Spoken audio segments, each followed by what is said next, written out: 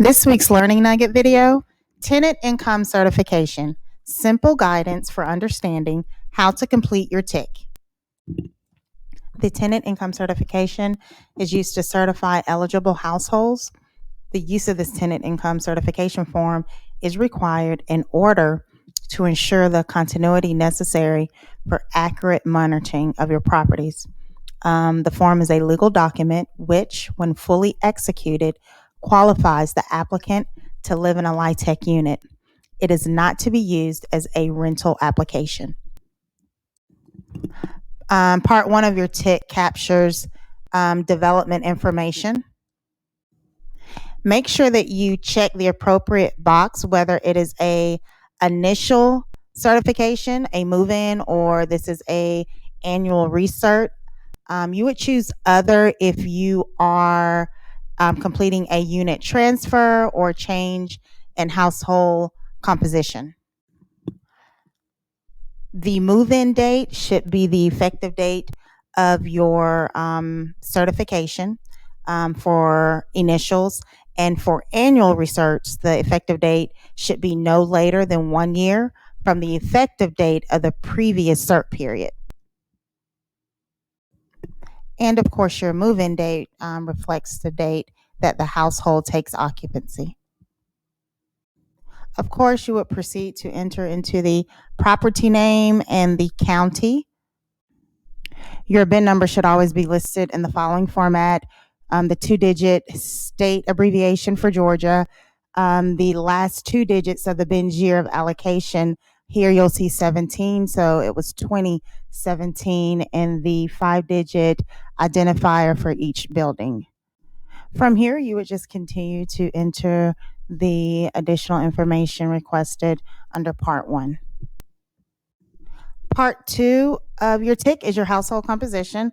Make sure that you're listing all occupants of the unit and that you state the relationship to the head of household. The date of birth is important, full-time student. Always put the last 4 digits of the social security number. As far as for the disabled questions, if they answered yes, you will enter 1. If they answered no, you enter 2. And if they did not respond, make sure you just enter 3. Part 3 is your gross annual income. You are to enter the gross amount anticipated to be received for the 12 months from the effective date of your cert period. Make sure that you complete a separate line for each income earning household member. Row E is where you would add the totals from columns A through D. Part 4 is where you would record your income from assets. There's a chart on your instructions of the cert period that kind of details the information that should be entered into each column. Make sure that you enter the type of asset, whether or not the family currently owns or has disposed the asset, the cash value of the asset, and of course the annual income received. Make sure that you total columns H and I and add the totals. There's an extra step if column H is greater than 5,000. You will be required to do an imputed calculation of the asset income. Once you complete all of that, row L should include your total annual household income from all sources. After all verifications of income and or assets have been received and calculated, make sure that each household member age 18 and older sign and date the tenant income certification. Part 5 is where you're going to determine income eligibility, your total annual household income. This amount should be the same amount you listed from item L on page 1 of your TIC. Enter the current LIHTC income limit per family size.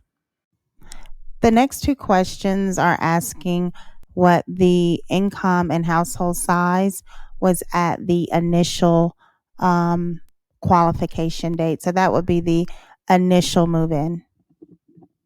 Check the appropriate box for the income recertification that the household meets according to what is required by the set aside for the project. This section should only be completed for recertifications only. Multiply the current maximum move-in income limit by 140% and enter the total. Indicate below whether the household income exceeds that total, and if the gross annual income is greater than 140% of the current income limit, you must apply the next available unit rule. Part 6 is where you would enter your rent information for the unit. For the tenant paid rent, make sure that you are entering the amount the tenant pays towards the rent, not including any rent assistance. In addition, enter the utility allowance.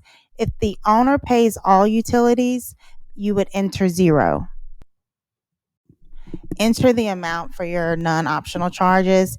If you do not have any non-optional charges, make sure that you put 0. Do not leave this space blank. Enter the total of tenant paid rent plus utility allowance and other non-optional charges for your gross rent amount. Next, enter the maximum allowable gross rent for the unit. Check the appropriate rent restriction that the unit meets according to what is required, again, by the set aside for the project. Enter both federal and non-federal amount of rent assistance and make sure that you separate amounts for each source. Part 7 is where you will verify student status. Make sure that you indicate whether or not occupants are full-time students and that you apply your 6 student exceptions appropriately. Part 8 is where you will indicate the program type for the unit. The last part of the TIC requires the signature of the owner representative. It is very important that the date that the owner representative signs and dated matches the date of when the household occupants sign the TIC as well. Be sure to review pages 3 through 6 of your tenant income certification form for more detailed instructions for completing your tenant income certification. Thanks for watching.